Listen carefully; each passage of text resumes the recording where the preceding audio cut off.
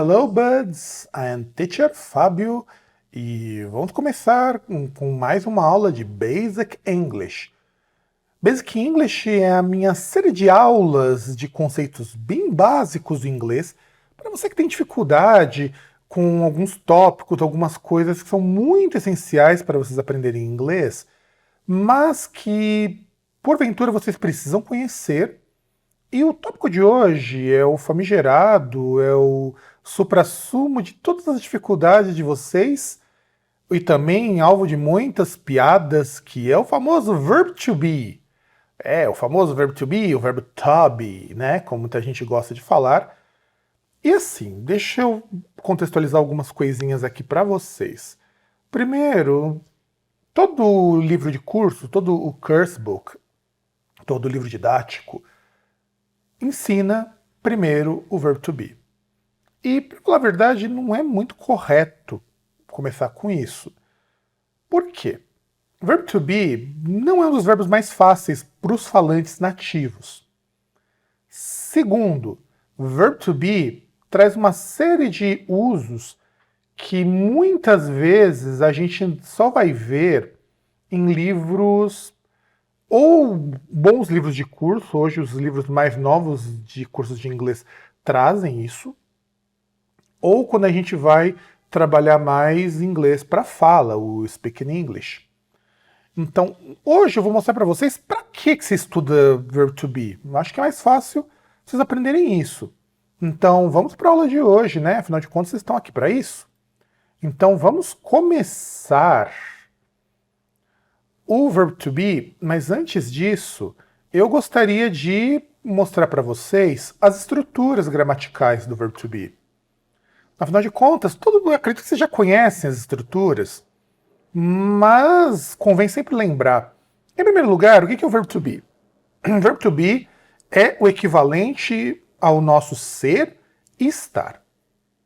São poucas as línguas que separam o verbo ser e o verbo estar como coisas distintas, porque em português, e hoje minha garganta tá uma beleza, ser e estar são estados distintos. Por exemplo, se você é alguma coisa e você está alguma coisa, de uma maneira muito simplificada, você pode falar, por exemplo, de transitoriedade. Como, por exemplo, você está doente e você é um professor. São coisas que, dentro de uma estrutura normal, por assim dizer, fazem muito sentido para nós, se você separar isso. Afinal de contas, quando você está doente, você espera que fique melhor depois. Agora, quando você diz assim, você é um professor, é um estado que, até que alguém desminta, é verdadeiro. Em inglês, não há muita diferença entre você separar isso. Por quê? Para eles é muito óbvio quando você diz que I am teacher, for example, porque isso, para o falante, já é claro que isso é uma descrição sua. E isso para a gente facilita horrores, porque são duas coisas a menos que você precisa aprender, só precisa aprender um verbo só. Então, aquilo que você confunde, você acha que é confuso, pensa que é uma vantagem. Pensa que é mais difícil para o falante de uma outra língua ter que aprender dois verbos, para conceitos que para eles muitas vezes não fazem diferença. Então, vamos começar aqui, inclusive com algumas explicações. Primeiro, eu vou ter sempre uma versão passado e presente. Por quê? Porque o verbo to be ele não muda nada quando você vai pegar as formas que são chamadas de formas compostas, a composed forms, dos tenses. Então, quando você tem, por exemplo, present perfect, past perfect, quando você tem o futuro simples, que é usando o eu, que aí é tudo be aí no caso, ou usando o particípio. Aqui no caso eu vou pegar só o present simple e o past simple. I am, que é eu sou, e I was, que é eu era, ou era ou estava. Aqui, gente, eu vou falar só com o verbo ser, mas entendam como estava, se por algum acaso eu esquecer. E aí, na short form, porque quando você utiliza essa parte de tirar uma letra, tirar um fonema, nós em inglês chamamos de short form. Então, I am. É assim que você pronuncia. Então, I am vira I am. E aí, was. Você pode perguntar, mas não tem uma short form para o passado na afirmativa? Tem. Tem eyes. Isso existe. Mas é muito pouco usual. A gente vê muito em texto antigo em inglês, textos do século XVII, textos do século XVIII, em poesia é muito comum. Mas no inglês frequente não é. Até porque essas, por exemplo, tudo na primeira pessoa é muito esquisito. E dependendo da construção, vocês vão perceber que você pode confundir com outras coisas. Então vamos lá. You are, you were, que é o você ou vocês, porque vocês têm que lembrar que o you serve para os dois. É ou são, ou está ou estavam. E vira your. Lembre da forma da short form. You are, your. You were. E aí você percebe por que não tem short form. Porque se eu falar your, que seria short form disso daí, você teria duas short forms iguais. Então por isso que o past simple na afirmativa não vai ter short form. He is, que ele é. She is, ela é. It is. Preste atenção na pronúncia. It is. Tá? A gente junta, faz o linking sound aí. Então, ele é, ela é, e ele ou ela é, ou está, no caso, se for o verbo estar. E vai virar his, she's e its. Certo? Vai ter aí sem nenhum problema. E no passado, he was, she was, it was. We are, nós somos. E vira we were, nós éramos. Acho que é éramos ou estávamos. Porque pode ser os dois. E vira were. E o último, que é o eles ou elas são. They are, ou they're. E they were, que é eles eram ou estavam. Certo aqui? Então tranquilo. Agora, a negative tem algumas particularidades, mas antes disso eu gostaria que vocês observassem as short forms. Short form é muito usado em duas situações. Quando você vai falar, muito dificilmente em inglês se fala I am, a não ser que você fale muito devagar, muito pausadamente, e também em escrita informal. Na escrita formal, na escrita mais que exige um pouco mais de formalidade, você não utiliza short form. Como, por exemplo, resposta de perguntas que você não tenha fala. Normalmente, quando a gente vai aprender inglês, opta-se por short form. Mas o correto é você optar por long form. Mas não tem problema, as duas formas estão corretas. Só tem uma coisa de grau de formalidade. Agora vamos para a parte negativa. E é aqui que nós entramos em coisas que normalmente vocês não aprendem. Em muitos lugares. E muito curse book também não traz. Isso eu percebi quando eu fui fazer a pesquisa para montar esse quadro. Então, no present simple, o negativo. Então eu vou utilizar o era como referência, mas usem o estar também. Tá? Então eu não coloquei tradução aqui, mas o estar também. Então vamos lá. I'm not. Então eu não sou. E a short form é ain't. Isso é muito usado no inglês informal. I am. Tá? E vira I was not. Eu não era. Ou wasn't. Então I wasn't e I am. Agora vamos começar com uma parte que eu acho bem interessante. You're not. Você não era. Ou você não estava. Só que você tem duas short form possíveis. You're not. Notem que é a mesma coisa da short form que nós vimos do afirmativo só com o not na frente. Ou you aren't, que normalmente é o que vocês aprendem. E qual que está certo? Qualquer uma delas. Mas tem uma diferença. O que eu coloquei aqui em vermelho é o mais comum na fala. principalmente na fala cotidiana. Are a gente vê muito mais em texto, em letra de música. Então, no inglês, principalmente em inglês americano, é muito mais frequente você só acrescentar um not na frente da short form. E no past simple, you were not ou you weren't, quer dizer, você não estava, ou você não era, ok? He's not. Eu não coloquei o she e o it, mas o esquema é o mesmo. Então vira he's not ou he isn't. Então esse isn't quer dizer que ele não era. Mesma coisa, he's not é muito mais frequente do que he isn't na fala. Inclusive você pode escrever he's not, não tem problema nenhum. É perfeitamente aceitável como short form. E a mesma coisa vai acontecer aqui nos outros. Eu não marquei os outros porque eles já aparecem lá em cima. We are not vira we're not ou we aren't. E o they are not vira they're not ou they aren't. E aí eu coloquei aqui em amarelo o que vira negativo na short form. And, isn't, aren't. E aí vocês têm we were not ou we weren't, que vocês já sabem que é o nós aí, nós não somos ou não éramos. They were not, que é we weren't. Lembrando que o you serve para os dois, tanto para você quanto para vocês.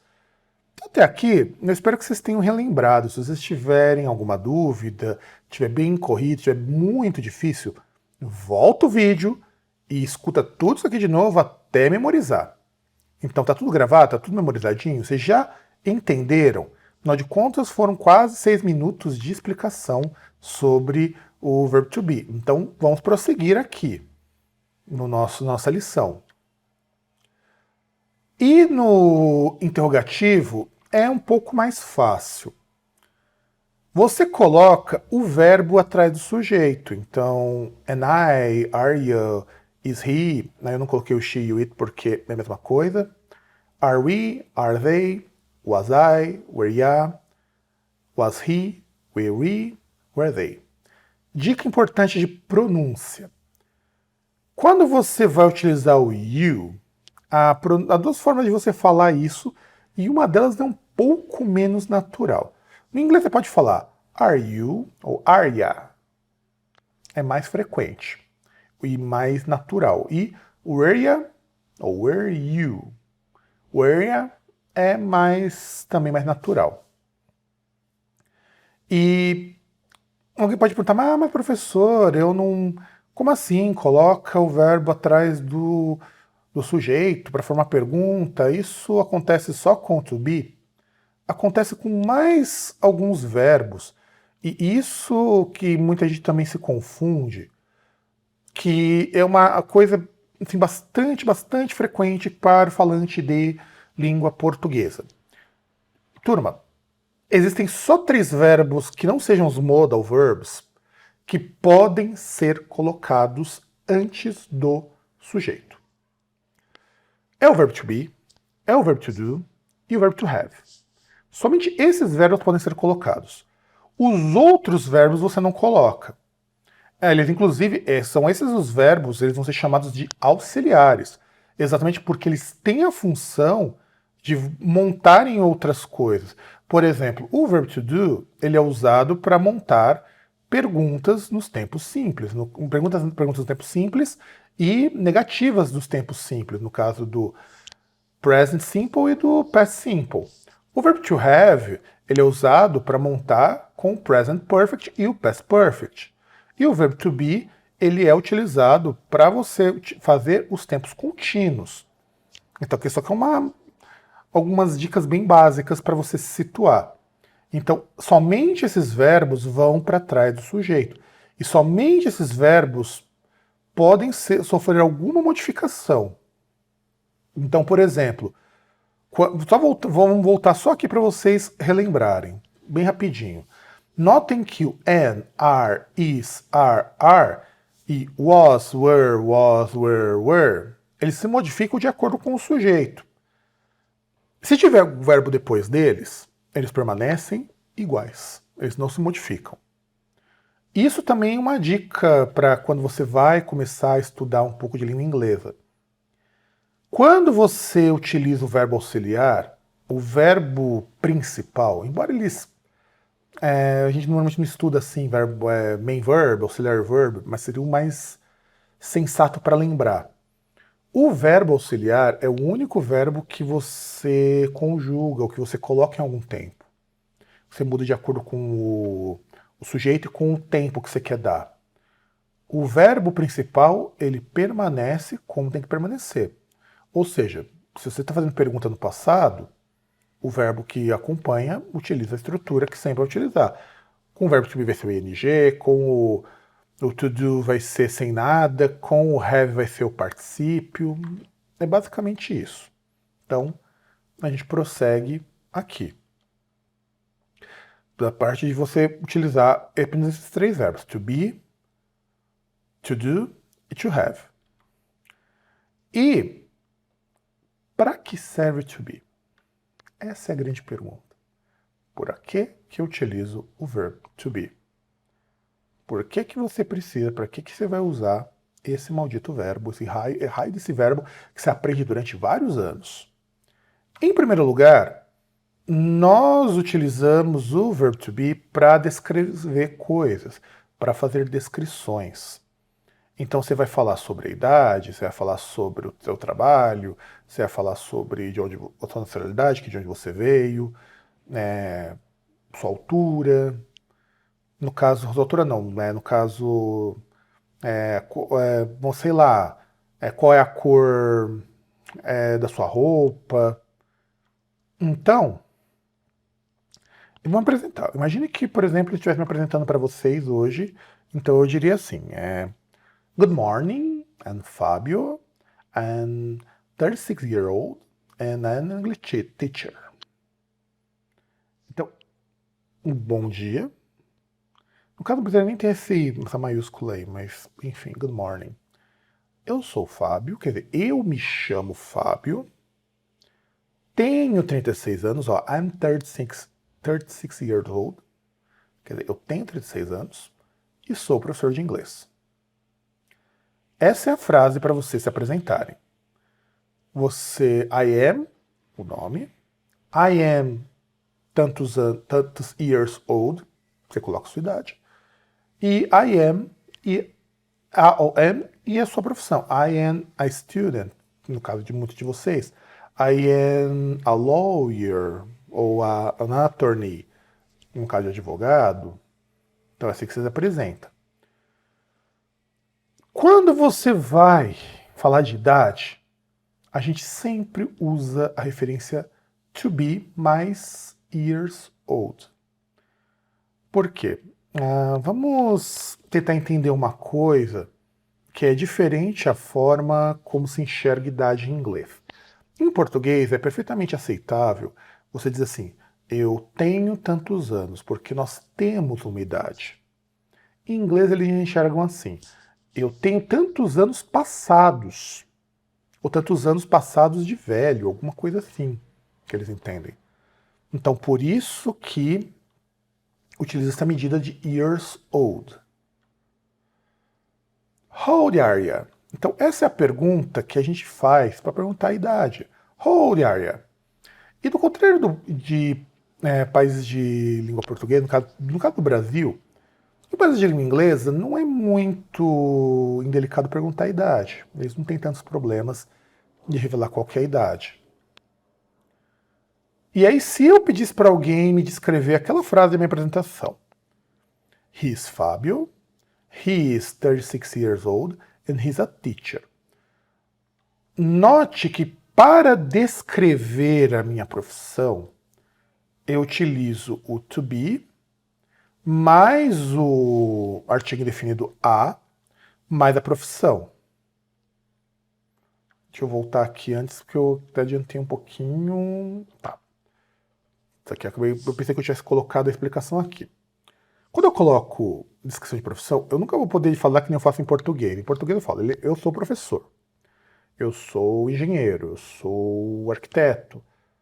Em inglês, você é obrigado a colocar um artigo indefinido. A, antes de uma palavra que comece com consoante, e N, a N no caso, de palavra que comece com vogal. Por quê? Porque se diz em inglês, eu sou um professor, eu sou um engenheiro, eu sou um arquiteto. Então, em inglês, se você tiver, sempre você diz sujeito, por exemplo, he is a teacher, he is an engineer, he is an attorney, he is a policy officer.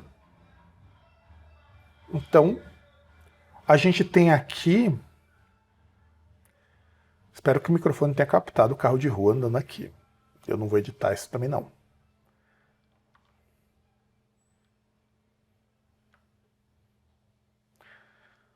Agora, para você dizer, o to be também vai servir para mostrar qual o relacionamento que você tem com as pessoas. Que tipo de relacionamento você tem? Então, she's my girlfriend. Ela é a minha namorada. Eu digo, he is my teacher. Eu digo também, Mark is my old friend. Mark é o meu velho amigo, é um amigo de longa data. Então, eu uso o verbo to be. Aqui eu estou usando todos os exemplos de presente na maior parte, mas serve a passado também. Então, eu estou descrevendo qual o relacionamento que eu tenho com a pessoa. Então, uma palavra aqui na frente descreve o relacionamento. Pode ser amizade, pode ser qualquer coisa. Carlos is my old friend. O Carlos é um meu amigo de longa data, é meu velho amigo, é um amigo que eu conheço há muito tempo. Are they your parents? Eles são seus pais. Are they your parents? Quer dizer, eu estou perguntando se eles têm relacionamento de parentesco contigo. Então veja, primeiro uso para descrever pessoas. Segundo, para descrever relações entre pessoas. Também utilizo para falar de onde nós estamos ou onde nós estávamos ou estivemos lá no passado. Em inglês não tem muita diferença se eu estive ou estava ou estou em algum lugar. Quer dizer, estive e estava, que nós temos os tempos de passado. Então nós temos she's at home, ela está em casa. The shops are at the end of the street. As lojas estão no fim da rua. Ou seja, eu estou falando da localização das lojas. I am next to your house. Eu estou próximo à tua casa.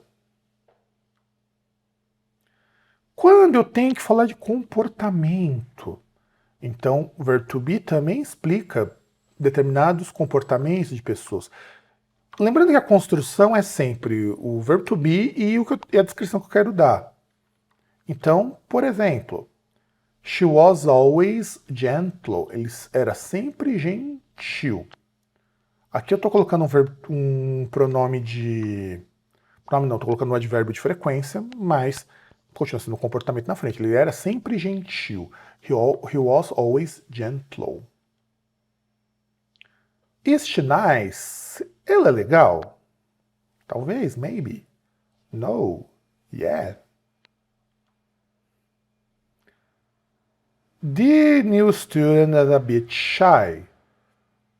O novo aluno ou a nova aluna é um pouco tímido, um pouco tímida. Então aqui eu estou utilizando para descrever um comportamento, ser tímido. Eu estou usando shy, que é o termo comum, ser tímido também. No problem here. E para expressar, afinal de contas, os nossos sentimentos. O último uso do verbo to be é expressão de sentimentos. E para a gente expressar os nossos sentimentos, a gente utiliza ele também. I was very happy. E eu espero que vocês também estejam muito felizes. Eu estava muito feliz. Provavelmente recebeu uma boa notícia ou alguma coisa do tipo. Are you hungry? Você está com fome? Lembrando que eu estou falando o que você está sentindo, não estou falando somente de sentimentos. Podem ser coisas físicas, fisiológicas. Por exemplo, I'm hungry, I'm thirsty, quer dizer, eu estou com sede. I'm asleep, eu estou com sono. Então, pode ser qualquer uma dessas coisas. E por último, she's tired, ela está cansada. E aí, gente, essa é a nossa aula, então, de Verb to Be, a nossa segunda aula de Basic English. E eu acho que é interessante que vocês conheçam um pouco de inglês básico, porque são estruturas que te ajudam a entender outras estruturas. Então, o verb to be, ele é um verbo majoritariamente para descrições. Ele vai servir para outras coisas, como para formar outros verbal tenses, quando vier acompanhado de outro verbo. Quando vier, por exemplo, acompanhado de um verbo com ing, são tempos contínuos. Quando vier acompanhado de um verbo no particípio, no past participle, ele vai ser chamado de passive voice. Então, a gente utiliza o verbo to be para muita coisa, mas ele sozinho, ele serve para descrever coisas. Então, você descreve pessoas, você descreve sentimentos, você descreve como você se sente e você descreve onde você está. E é basicamente isso, gente. Espero que vocês tenham finalmente aprendido para que serve o verbo to be, como você utiliza o verbo to be puro. E nos vemos na nossa próxima aula.